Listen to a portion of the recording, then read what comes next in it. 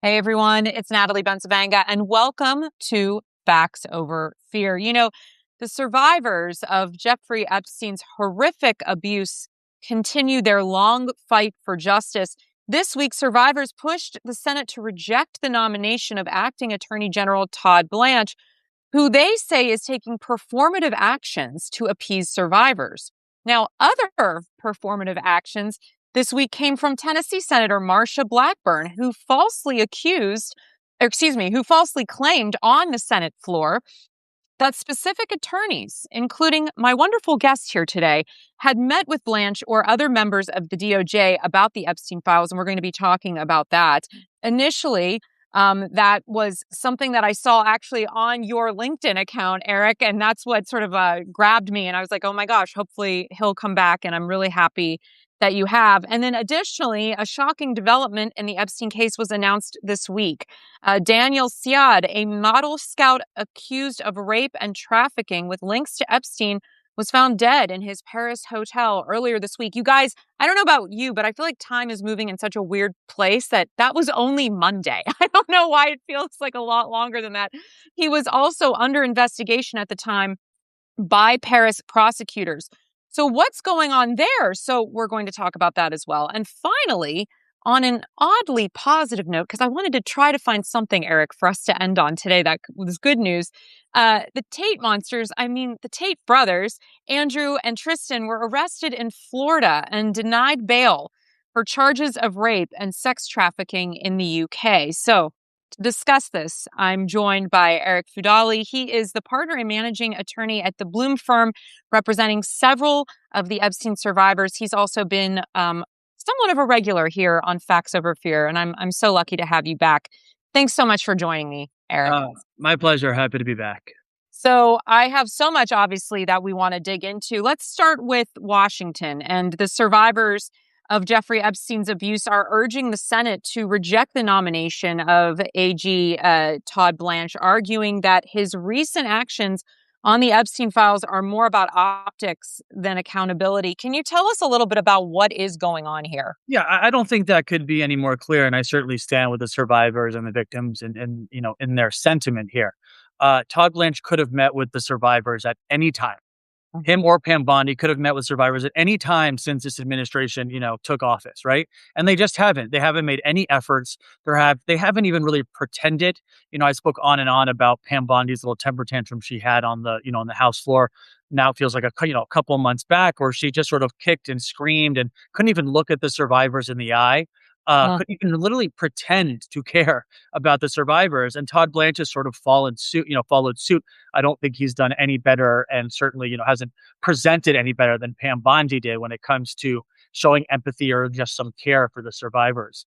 My understanding of that meeting, where his hand was forced, remember, he could have met them at any time. He didn't. It wasn't, I think, until Tom Tillis said, "I'm not voting for you unless you meet with them," that he decided, oh, all of a sudden I have time, I can meet with them. I wasn't at that meeting, unfortunately, or fortunately, from what I hear about it. I heard it was really just a performative. He showed no remorse. He showed no empathy. He made no promises. He took no accountability. That it was very clear he was there because he wanted the votes of those who required he be there. And that was the end of it. I understand that the survivors who walked away from that were extremely disappointed. And I guess, had maybe at least, some hopes that Todd Blanche would be slightly different than his predecessor when it comes to how he's handling the Epstein files. But I think it's clear from his answers and the way his actions that he is not, unfortunately. I appreciate all that. I think where my frustration is, and I'm sure you feel this being much closer to the situation, is a lot of this is just kind of flying under the radar. And I really wanted to make sure before the week was over that we were able to touch base and talk about this, because this is a big deal about Blanche's nomination. Can you tell our audience a little bit about what you know about this man? More than I'd like to be honest. I mean, Todd Blanche was President Trump's personal attorney. He then became, or whatever his role was, under Pam Bondi when she was the attorney general. And now he's been, elevated after, Pam Bondi left, really in disgrace after, she couldn't have handled his Epstein thing worse. But what's interesting is that Pam Bondi has sort of blamed in some capacity, Todd Blanche for some of the mistakes, from what I recall, of or call them mistakes, some of the grave omissions or the Mhm. flaws that took place in the way that the Epstein files were rolled out, listing client or victims' names unredacted, including one of my clients who was listed 538 times, redacting the names of potential perpetrators, which still remain redacted. I mean, it was nothing short of a disaster. I don't know any way other to put it. So now Todd Blanche wants the nomination. He needs the Senate to approve him to become his acting attorney general, become attorney general. And I don't think his hearing did anything, or his job interview, basically what is that is, did anything to help him. And now he's trying to, I guess, try to meet with clients, try to meet with victims, try to do some semblance of a performance, if you will, to pretend that he's doing the right thing. But he's certainly not. I don't think he deserves to be attorney general at all based on his past performance. However, I would say that even if he is denied, we're just going to get another Trump stooge in there. It's not a Yeah. great victory. Just like it wasn't a great victory getting Pam Bondi fired because she was replaced by Todd Blanche. And if we don't get Todd Blanche, it's going to be someone else in line who is, a stooge for Donald Trump and will, be the attorney general for Donald Trump and will continue this sort of charade when it comes to the Epstein files. So while I'm encouraged that there has been real backlash, Mhm. somewhat bipartisan backlash against Todd Blanche, I have zero faith in who may or may not be replacing him if he's not nominated. No, I appreciate all of that context. When I think of what's going on here with him having such close ties to Donald Trump as his former personal attorney, and then of course Trump being mentioned in the Epstein files, my gosh, thousands of times, is there some kind of conflict of interest that you could see from a legal perspective, or what are your thoughts on that? I mean, it seems a little too close to home in my opinion. Yeah, I mean, from a legal perspective, from a common sense perspective, there is a great conflict of interest. I mean, we've almost lost sight of the fact that in the United States, the Department of Justice is supposed to be independent. It's supposed to be an independent part of the government. It is the Department of Justice. Like, Yeah. it is in the name. It is in the word. It is in their actual name, Department of Justice. That is their job. And I believe one of the survivors was quoted, and forgive me, I don't remember her name. It might have been It's Danielle okay. Betsy who said that if we can't trust this Department of Justice, like who can we trust? Right. And Mm. I'm paraphrasing, of course. I mean, the fact that we have become so jaded by this whole thing that we just sort of accept that Donald Trump's personal attorney is the one who's being nominated for attorney general. And we know that they've had closed door meetings about the Epstein files. Recall also that Todd Blanche is the one that that interviewed Ghislaine Maxwell and gave her sort of that platform to just deny things without any real confrontation. I mean, she just made outrageous statements. He never pushed back. He just sort of took everything for her word. And then she miraculously ended up in a resort style, prison. Mm. So, I, again, we're so far beyond, a concept of, of there being a conflict of interest that it's laughable at this point if it wasn't so scary.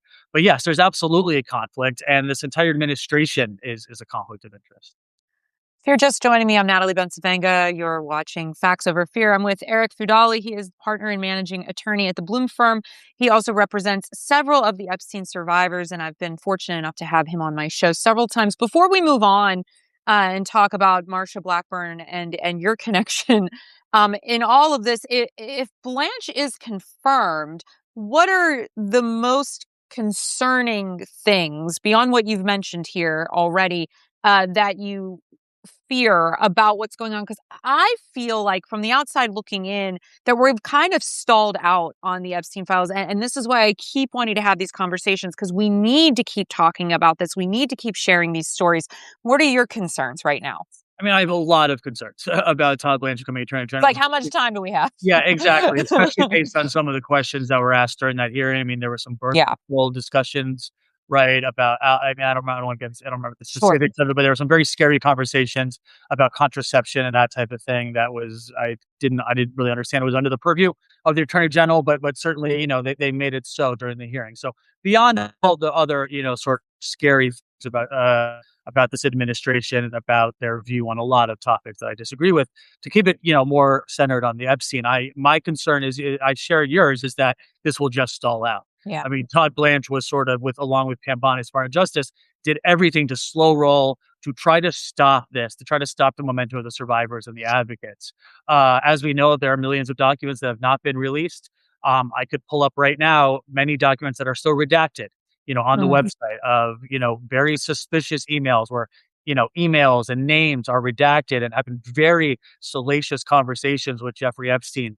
And my concern is that that will end and there'll be no further investigations, there'll be no further release, and there will be more and more distractions, to keep this, out of the front page news. That's my concern because that's what's been going on since Pam Bondi left. Right. We Mhm. haven't seen any action when it comes to Epstein. We haven't seen anything revealed since that 3 million document, dump, if you will, that happened, I guess, quite a while ago now at this point. So yeah, that's my concern is just they do everything they can to just let this go away. In addition, of course, the more dangerous and scary, ideals that I think the Republican Party has right now about Todd Blanche and his role as Attorney General.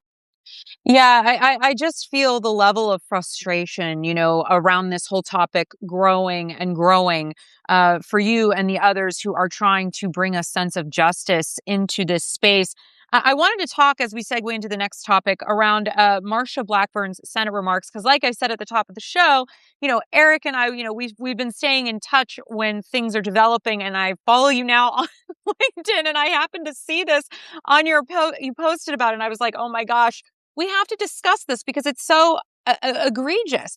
Yeah. So during a debate over Blanche's nomination, Senator Marsha Blackburn named you on the Senate floor and made suggestions that you had met with Blanche or members of the Justice Department regarding the files. First of all, what was the purpose of Blackburn basically saying your name? Was this to intimidate you? Was it supposed to be to pull you into something absurd? What was the whole context around this? And can you talk a little bit about the Yeah. truth or not truth behind it? Happy to. Your guess is as good as mine as to why Mark Blackburn said my name. First of all, she pronounced it Arick Fudali, so technically she didn't even say my name. It's Arick Okay, right. Fudali, but it was Mm-hmm, she was referring to.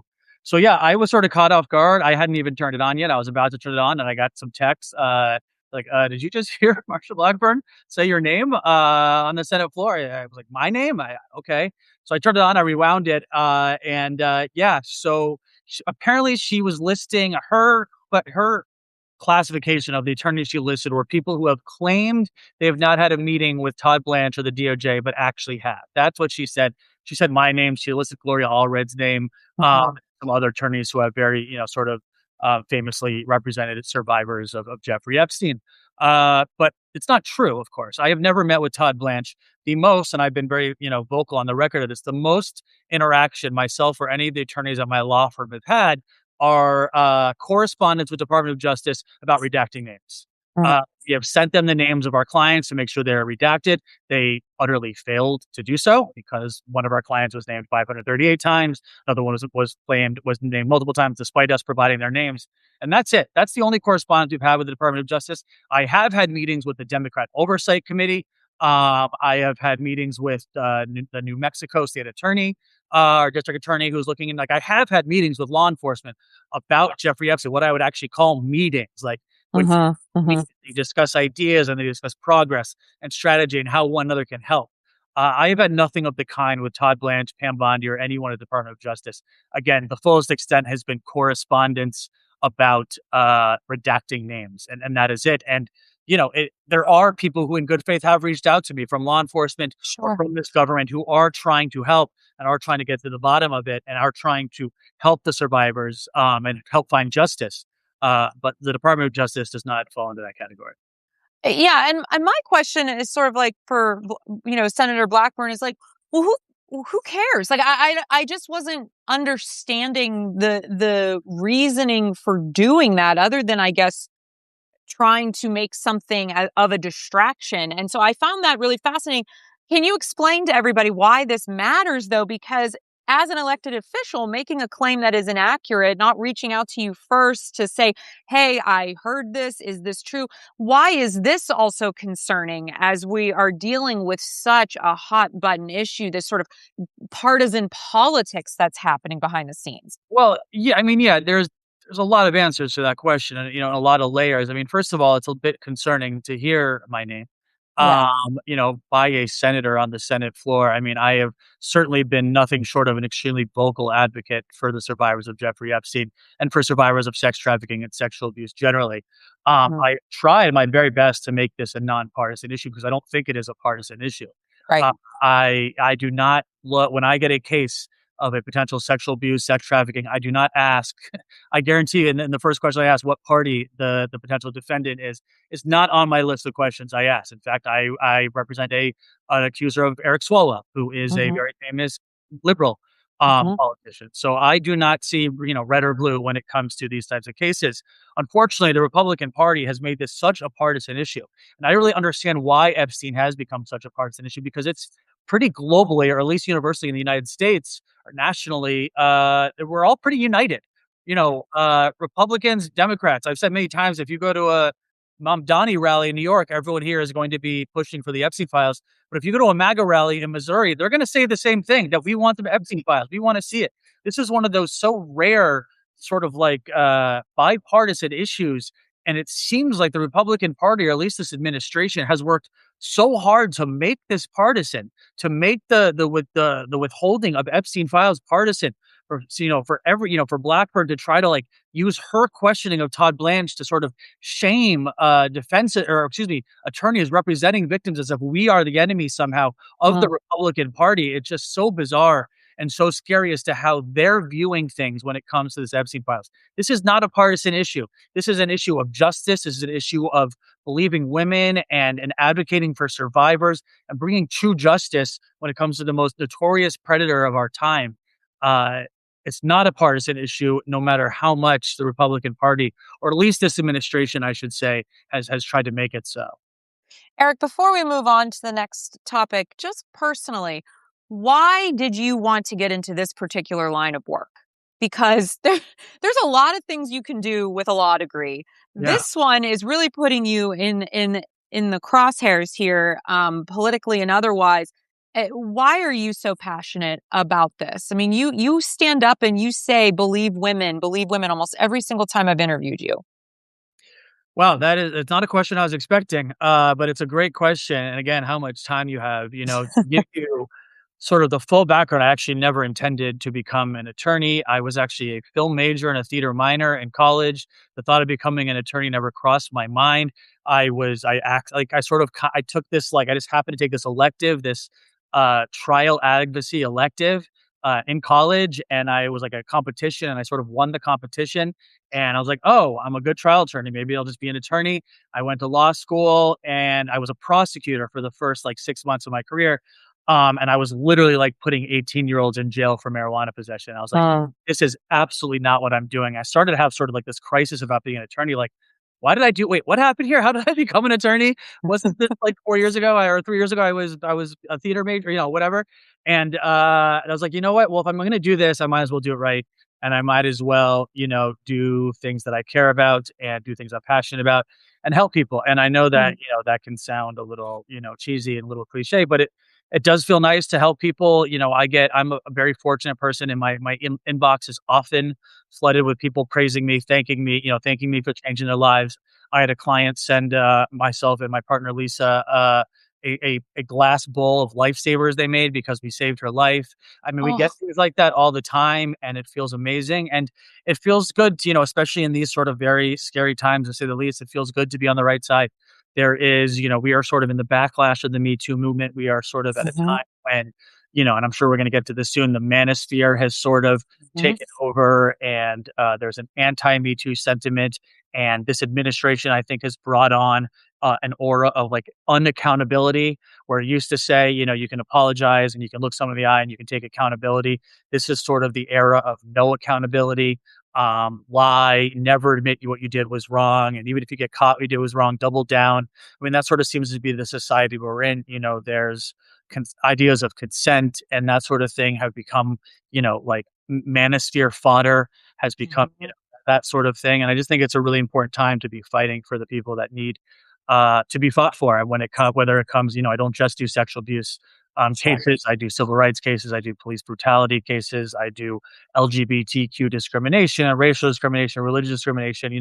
So to give you a very sort of long-winded, I apologize. That's And okay. a very good question. It's that I decided long ago that if I'm going to be an attorney and this is what I'm going to do with my life, that I might as well do my very best to make a difference and to help people while I'm doing it. And I'm very fortunate to have a law firm where we could do that. And I have a wonderful team of attorneys who are also very passionate that could all, a lot of us could be working at big law and doing insurance defense, and a lot of, could be making perhaps more money somewhere else. But I'm very fortunate to be surrounded by a group of people who really care about our clients, really care about the causes that we fight for, and do really good work. So I hope that answers your question. That totally answers it. And I love that you had a theater background because, I mean, the law and getting to be in the courtroom, it's a little theatrical You're right. It sometimes, is. right? No, it absolutely is. And I think I've been able to use that background to my advantage, in the courtroom. But yeah, I think people assume I was like a lifer, like, yeah, this was always what I wanted to do. And it was Mhm. like a whip in college, walking out, like, maybe I'll be a Like, historian. And maybe now, this. yeah, 25 years later, and here I am. So, That's not, incredible. No, thank you for taking us on that interesting little detour because I was very curious because of the level of passion and commitment that you always bring every time that we at least connect. So I wanted to talk a little bit about one more major development around what's been going on with Epstein before we get into the manosphere and wrap this up. Another major development came out of France this week. And Arick, correct me if I'm wrong. How do we pronounce it? Is it Daniel Siod's? that's my understanding. That's Yeah. okay. Yeah. Yeah. I want to I'll let you go with that one. Yeah. I'm Yeah, not. we're gonna go with that, you guys. Daniel Siad, who was a model scout, he was accused of rape and trafficking. He was reportedly linked to Epstein's network. He was found dead while under criminal investigation earlier this week. I found this to be a little shocking because once again, Arick, there was so much happening around so many things this week that this kind of like went blip, and I just thought touch on that. Can you talk a little bit about anything that you understand in terms of connection and the hindrance that this might cause for what they're trying to do in Paris with this investigation? Yeah, I mean, to echo your point though about like things getting lost in the news, I mean, it's really, I mean, that is a very unfortunate reality of what's happening right now because, I think that's often not just a byproduct of the news cycle, but I think it's intentional by this administration and by newsmakers. I think there's been a concerted effort to keep certain stories out of the news, and that's being done by adding bigger other stories in the news, right? Mhm. That's sort of the playbook for this administration is let's distract with other stuff. And sometimes it works. I can always tell I'm often booked on, the major networks, CNN, MSN, MS Now, and the like to come on, almost once a week, twice a week. And I get bumped all the time. You have to have Yep. thick skin because I am constantly getting that text as I'm putting on my suit. Sorry, Trump did this, Trump did that. Like I'm tying my tie. Oh, Trump said this. We got to bump you for like that's just the reality of what's happening right Sure. now. And it's really easy to lose sight of really important stories like Epstein, like the survivors fight. And not get distracted by the nonsense and the not necessarily just nonsense. I mean, there's always going to be big news, but it's really important for people like yourself, Natalie, and other, especially independent journalists, to continue highlighting these important stories because we can't always depend on the mainstream media. Sometimes they do a good job, sometimes they don't. But it's really important to continue to sort of, raise the voices, of survivors when others are not. To answer your question about this individual, I don't know too much about him other than that there's been allegations against him. It is, again, I don't know the reality, Mhm. happened Sure. with him. I do know that that the French authorities are looking into the connections between the modeling agency and sex trafficking with Jeffrey Epstein. I, of course, represented a woman who was trafficked by Jean-Luc Brunel, who is also deceased, who was someone who worked very closely with Jeffrey Epstein.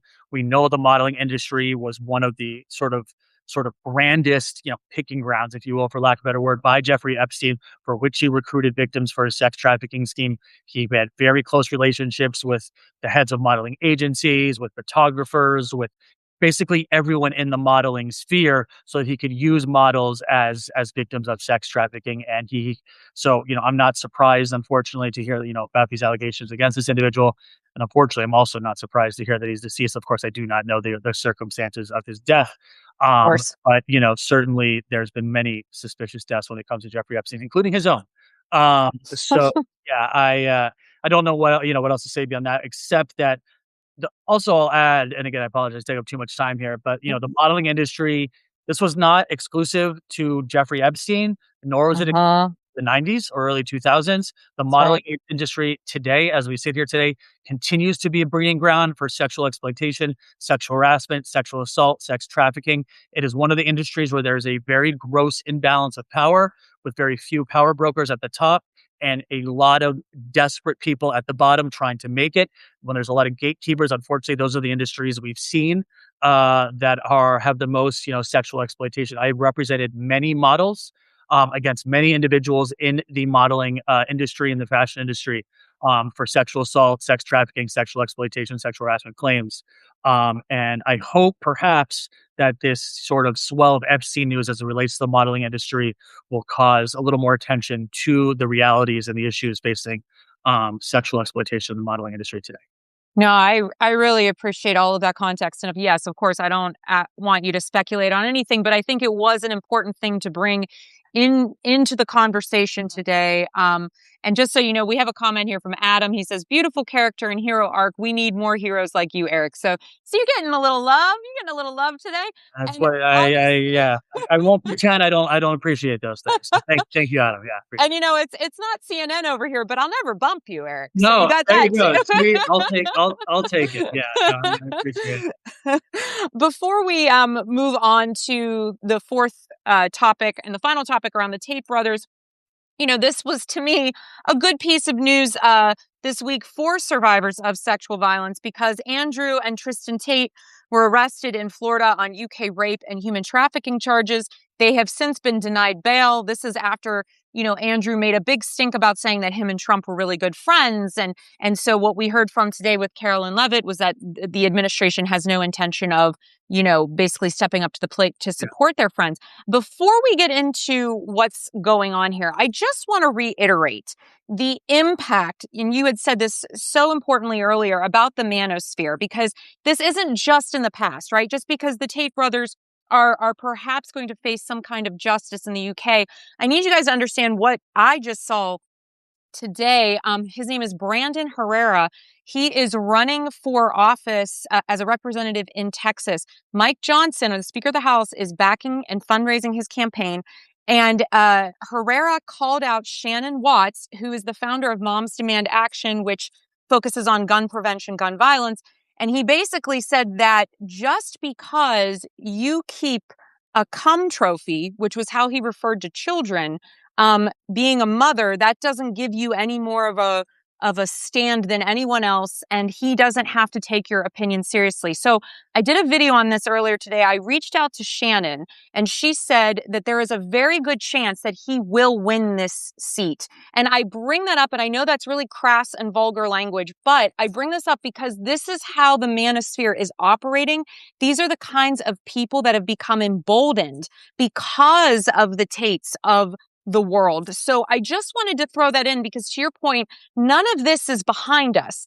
None of this is in the rearview mirror at the moment. And so now that we're looking at the impact that Andrew and Tristan Tate have had in this space of the misogyny, trafficking, rape accusations, were you surprised by what happened in Miami and that the UK basically stood up to the plate and said, yeah, we want justice? Yeah, absolutely. Certainly pleasantly surprised that they were arrested and hopefully they will be tried. And if there's evidence to convict, will be convicted, and sentenced. I'm not an expert on extradition, but I hope that process plays out as it should within the law, and that they are, they have their day in court, of course, and that whatever the evidence presents, I hope that actually happens for these accusers. I hope they actually get their day in court. I hope they get the opportunity to confront the Tate brothers, and I hope justice is served, whatever that means for the survivors, or the accusers, but. Yeah, I was surprised. You don't typically see the extradition as it's not something you hear in the news every day.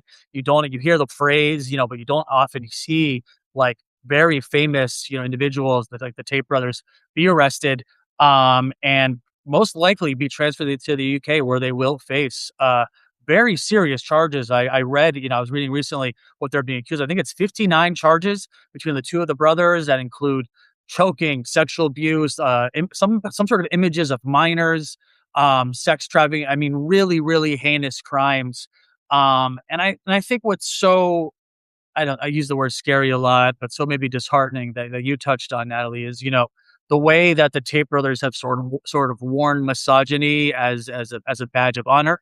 I mean, Andrew Tate is a self-proclaimed misogynist. I'm not out of line in calling him that. I'm not stepping out of bounds. He has called himself that. And how many? I guess what's scary is how many followers, and how much support these brothers and people like these brothers have, in the United States and around the world, and how much this sort of, I don't know, incel, manosphere, anti-feminist, trend has caught on amongst, the male youth. It's scary. I don't really have a good reason answer for it. I mean, I've spoke many times about sort of, what Me Too did and then the backlash to Me Too, and how that has created some semblance of, resistance to believing women and resistance to justice for women. But, the way that this has sort of blown up to, to be sort of a real trend and a real issue, I think, in this country and in this world, is sort of beyond me, and then, sort of devastatingly shocking. But I'm certainly glad that they've been arrested. Again, I hope justice is served, and I will certainly be paying attention to that, and seeing how this all plays out. Arick, do you have time for one more question Of course, before we always. wrap? Of course, for you, Natalie.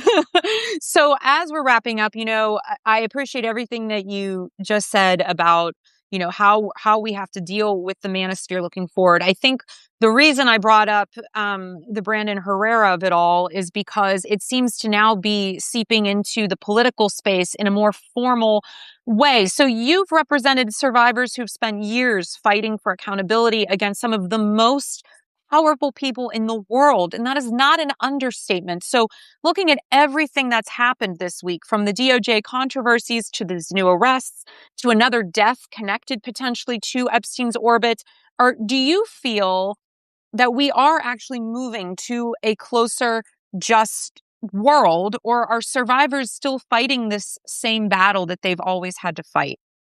I think, not to sort of give you a in the middle answer. I think it's both. I think that both things can be true at the same time. I mean, there are, Donald Trump himself, we talk about infiltrating politics. I mean, I don't think that's really anything new in the United States. I mean, our first politicians were slaveholders, and rapists. Like, I don't think that's anything new in the United States. And I think we've had sort of an aura of misogyny since the beginning of this country, and continue to have, a misogyny problem through, women's suffrage and through the 50s and 60s and into today. So unfortunately, I don't think that's anything new for politicians. I remember the first time I was ever did TV on the news was during the Christine Blasey Ford hearing. Judge Kavanaugh was, and I recall Trump mocking her, right after, sort of mocking her at one of his rallies, and these white men, slapping their knee as if it was the funniest thing they'd ever seen, in his audience. And, so, like, again, this is politicians, being misogynist and not taking these types of things seriously is nothing new, not even in the last, 5 or 10 years. So, but it doesn't make it any less scary, and it doesn't make it any less frustrating or devastating. But to answer your question more specifically, it's both. I think we can use Epstein as a great example of how it's both. So on one hand, you have the survivors who have been wronged every step of the way since the 90s, when the FBI chose not to investigate Epstein, into 2009 when Alex Acosta gave him the sweetheart deal that allowed him to continue to abuse, through when Epstein was arrested in the teens and then ultimately allowed to kill himself while in federal custody, to Ghislaine Maxwell finally being convicted and then being transferred to a minimum security resort, to the Epstein files finally coming out but then being redacted and including the names of victims. I mean, they have been wronged at every step of the way. However, they continue to fight. They continue to get support from people around the country, around the world. They continue to have their voices raised. So I think that's really a good sort of microcosm for it being both. Well, we are getting closer to, I mean, we are there. The fight is still there. No one is being discouraged. I mean, I guess not no one, but people are still fighting. People are still standing up for themselves. There's still a swell of support for survivors and women who are victims, and accusers, despite there being pushback. So I am concerned about the pushback. I am concerned about some of the normalizing of misogyny and sexual assault and sexual exploitation. But I'm also encouraged by the fight of my colleagues and the many women and the many people who continue to fight despite not receiving justice, despite not achieving true justice, and despite knowing that they'll never get true justice, these Epstein survivors continue to fight. And I think that's probably the best way to sort of look at the answer to your question. Arick Fudali, thank you so much for taking time to be in conversation with me tonight. Thank you to everybody who joined. If you joined late, don't worry. I'm going to be posting this shortly after. And until next time, everyone, as always, please take care of yourselves and each other. Thanks, Arick. Thanks. Always a pleasure.